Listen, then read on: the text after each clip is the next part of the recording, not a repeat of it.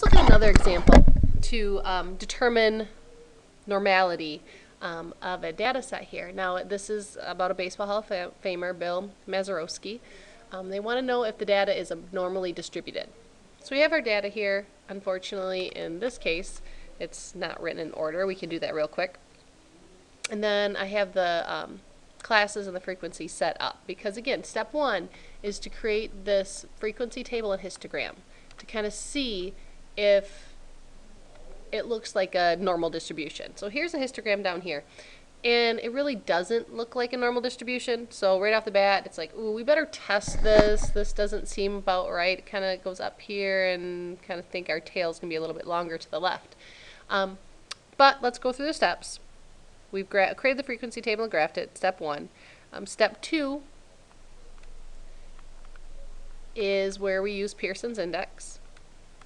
And remember, that's where we go 3 times the quantity of our mean minus our median divided by our standard deviation. And I want to actually, if I can,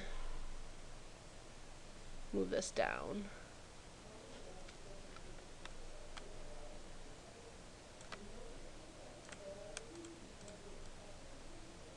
Just so we can have a little bit of room. So, fix my mistakes. Let's find out what our mean is. Now, again, our mean we're going to find by adding all of these numbers up. Okay, so if I, to find our mean, add all of these numbers up, okay, and divide by how many there are, I'm going to get 2,163 divided by, I believe there are 17, and that's going to give us an approximation of 127.24. We define our median. Well, to find our median, we kind of got to write them in order. Kind of just go through 34, 67, 70, and you probably want to cross these out while you're doing them so you know that they're in order. And I'm going to do this because we're going to need to find our quartiles in a little bit, so I do want to write them out for you. 135, 142, hopefully I'm not missing any. Like I said, it's always good practice to cross them out while you're doing it, which I did when I did the work on my own.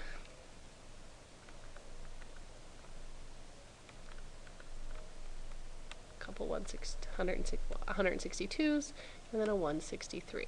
Okay, now I said there were 17 here, so that means it's an odd data set. We'll have it in the middle. There'll be 8 and 8 on each side, and the 9th one basically is going to be our median. So 1, 2, 3, 4, 5, 6, 7, 8. There's our median. 1, 2, 3, 4, 5, 6, 7, 8. Okay, so our median is 143. Got these two, the fun of finding the standard deviation. So, go through our steps. I'll extend my table here. First, we're going to find our midpoint. Now our midpoint, again, we're just adding the boundaries of the class together and dividing by 2 to find the exact middle. And if you need help, again, basically with these classes set up, you just kind of want to make it so you have somewhere between maybe 4 and 7 different sets. And then you just kind of say how many fall between 34 and 58. Again, why do we start at 34? Well, that was our first number. Notice we don't stop at 163 though. These have to be equal. So you have to make them equal sizes, and then you just say, okay, there's one that falls into between these two. There's 3 numbers that fall between 59 and 83. So if you need help with that, make sure you ask. But kind of moving past that, this is how we're coming up with frequencies. Midpoints, again, just going to go through and write these down. All I did was find the exact middle of my boundaries here.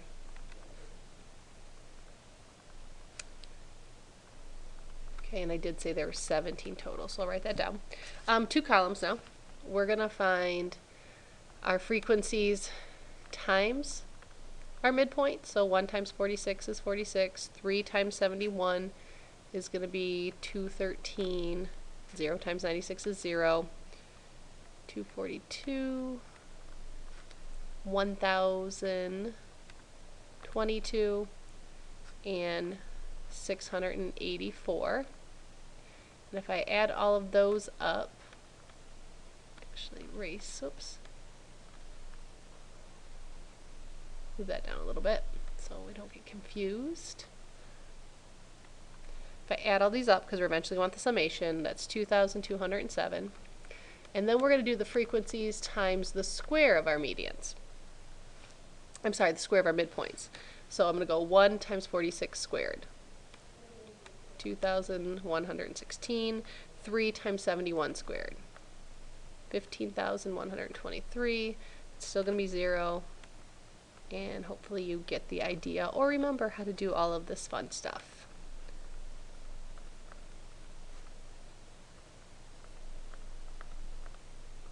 And then again, I want the summation. Oops, I forgot to write the square sign there. Summation of all of these. 312, so 312,697. Phew! Alright, I'm going to switch up colors here. To find our standard deviation, I'm actually going to use a variance.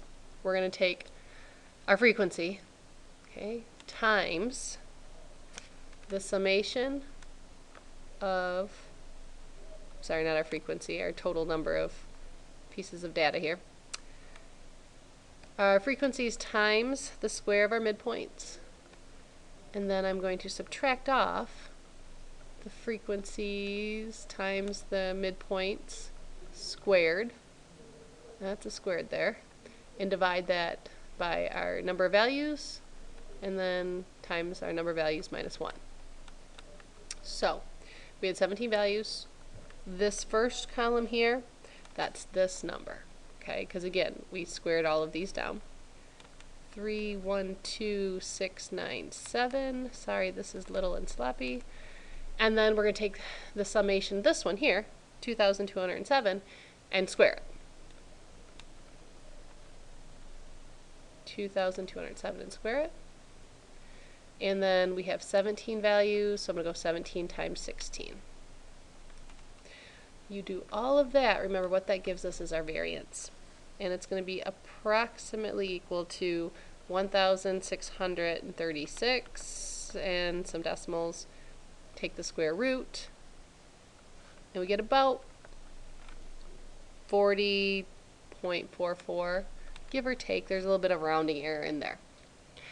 Alright, once we get that, then hopefully our formula becomes a little bit easier. 3 times about 127.24 minus 143, just plugging numbers into our formula, and dividing it by our standard deviation.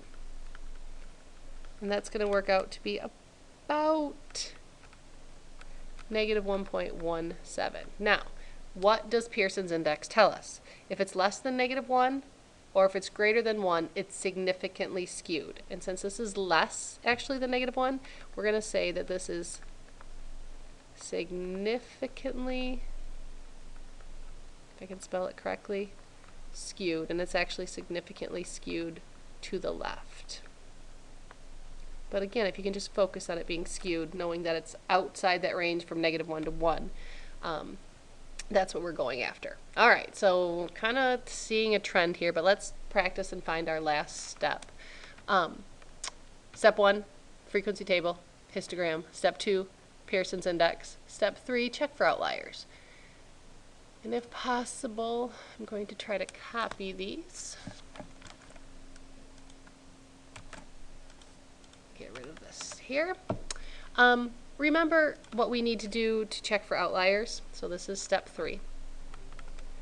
Is we're going to take our first quartile minus 1.5 times our interquartile range. And then, oops, then we take our third quartile and we add 1.5 times our interquartile range.